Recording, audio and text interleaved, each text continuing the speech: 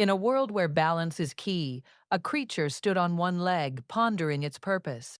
"Why do you stand so?" asked the curious wind.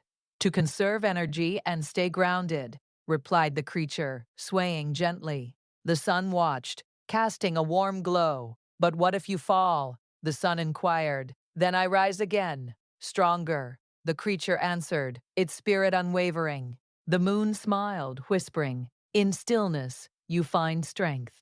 And so the creature stood, inspiring others to find their balance, one leg at a time.